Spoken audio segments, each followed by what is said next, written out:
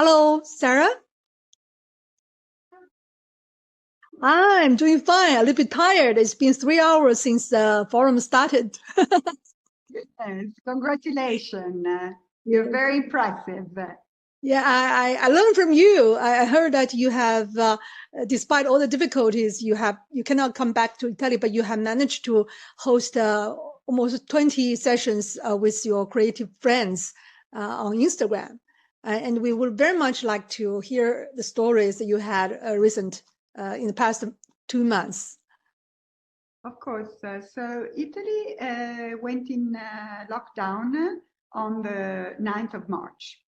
And while we were vaguely prepared of what was going on because we'd seen China, it did take us as a surprise. So we really didn't feel about talking about product in this moment when everyone was closed. So we tried to think what we really wanted to share, and we wanted to share a little bit of an optimism point of view and also a sense of unity. So we started calling our friends and asking if they could send some pictures of what was going on, what was making them happy. And so we started at the beginning with some extra bright pictures. We had more than 20, but at a certain point, after a couple of weeks, I was having this conversation with some of my friends, very interesting, and we thought about sharing it also with the people that follow us, because at the end we were all thinking about the same things. So we had 14 of this conversation. We started with Tom Dixon, that is quite a famous international designer. And it was interesting because he just started when we had this conversation when the UK had just started going in lockdown. And I love the idea that he needed to create something physical. So he got a friend of his to give him a derelict nursery. And he started rebuilding the plants, the place. He really felt like he needed to, in a moment of so dramatic, to give birth to something. And after I spoke with Patricia Ucrola, another incredible architect, and she told me, in this moment, she was really thinking about how important it is to have amphibious feet. This idea of amphibious, ability of being able to swim and to walk, I thought was really, really. And we had Martino Gamper, we had Lindo from Neri and You, we had Forma Fantasma that were doing an exhibition at the Serpentine Gallery in London that obviously had to be stopped. And that was really interesting about how is important the end product, but also very much the process, and how, for them it's so important the responsibility, the sustainability. And this is a great moment to make us think. And, many others until yesterday, we decided it was the last of this live streaming.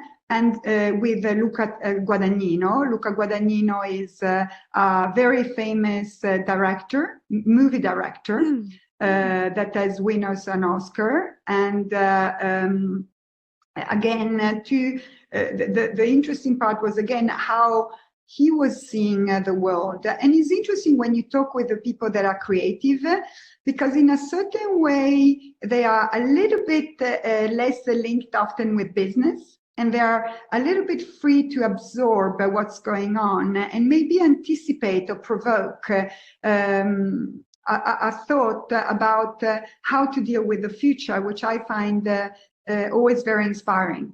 So that was really, there was no real business idea. It was more an interest that I thought was nice to share with the rest of the people. And the people that like Valextra and like the way we think. I think it's very lucky that you have been surrounded by so many talented people, and they are. I know everybody knows that the luxury has this root with art, with culture, and in particular about Valextra. from the heritage to nowadays. How do you think you actually, in your product development and in your marketing, do you connect the business world of luxury with the world of art, architecture, and creativity? A very, very good question. So since the beginning of Valextra, that was in 1937, so long time ago before I arrived, there's always been a very strong connection between the brand and the people running it, and the world, the intelligentsia, the people of the city first, of Milano, and after of the world.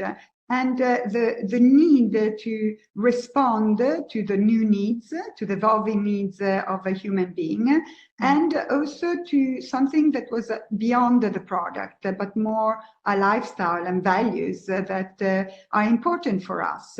So in all the history of Valextra, especially before the new millennium, there's always been a real attention to contemporary, to what was happening, and that's why there's an element of creativity linked to a rational element of entrepreneurship, but also linked to innovation. And going to our days, obviously innovation has become such a accelerator of our lives, and gave us the possibility to be more connected with the world.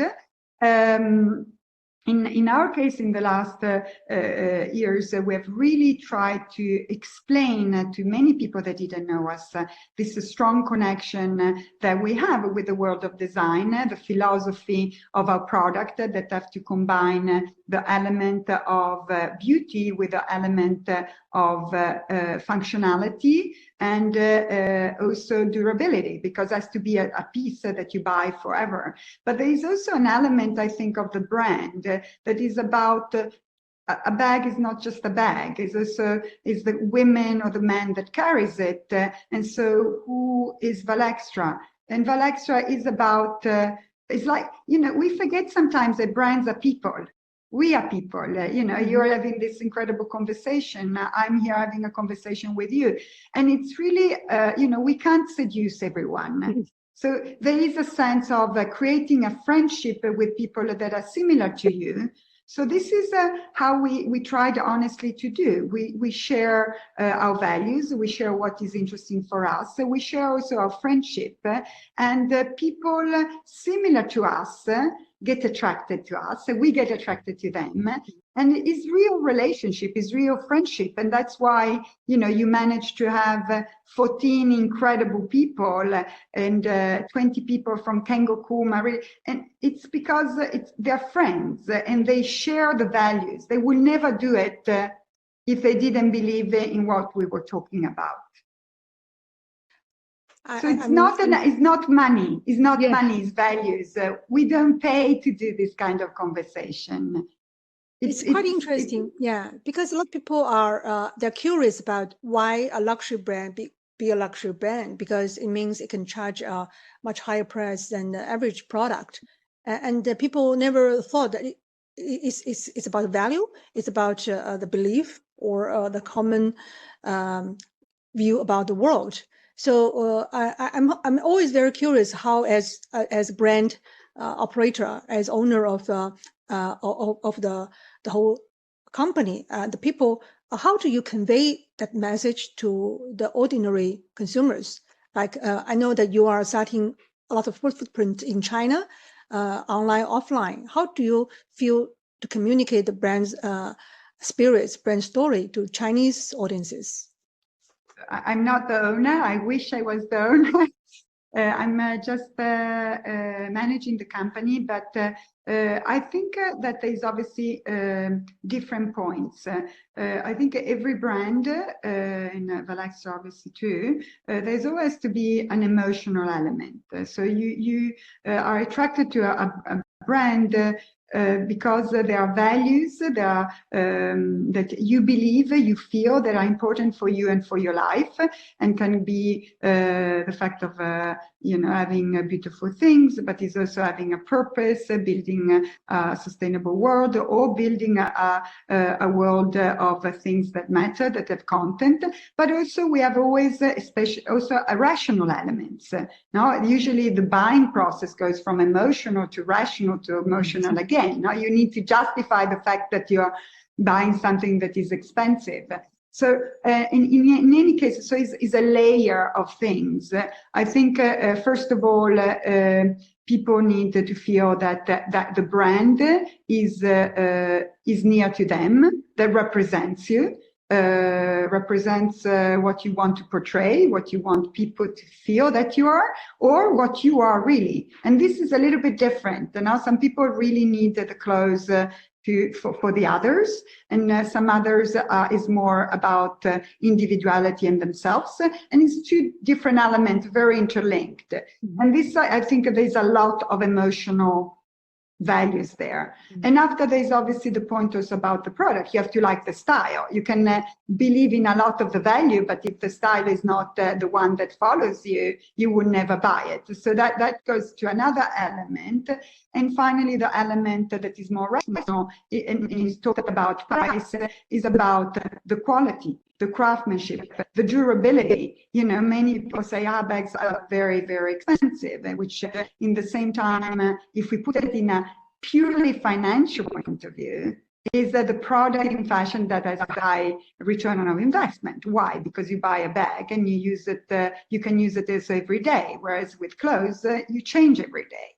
So your body changes more. So I think that the fact that the bag has become so much a symbol, so symbolic of position, power, wealth, but also personality, is because is something that somehow can last more, should last more, hopefully, and is full of meanings for yourself and for the people that see you with it. Having said that, I do think that we know how to do one thing. We do handbags, we do leather goods, we are specialized because we are so small, so we don't want to defocus, and this is the center of where we put our heart and our soul and our money.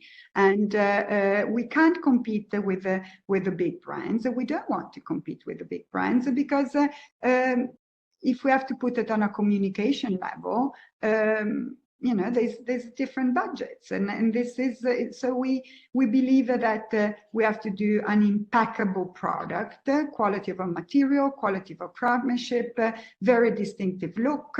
We can't please everyone, so we do a certain kind of product. Some people may like it, some people don't. I think that we have a public of a lot of very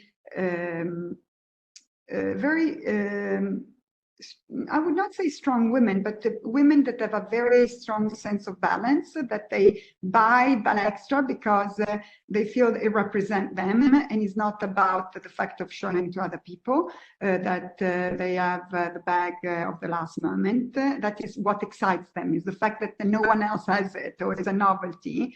And a lot of even TV shows have chosen us because we have that kind of a little bit, maybe, out of the radar, maybe a little bit more content-based thing. Other people don't understand why we talk so much about the design, or, like my interviews that are basically not even related to product.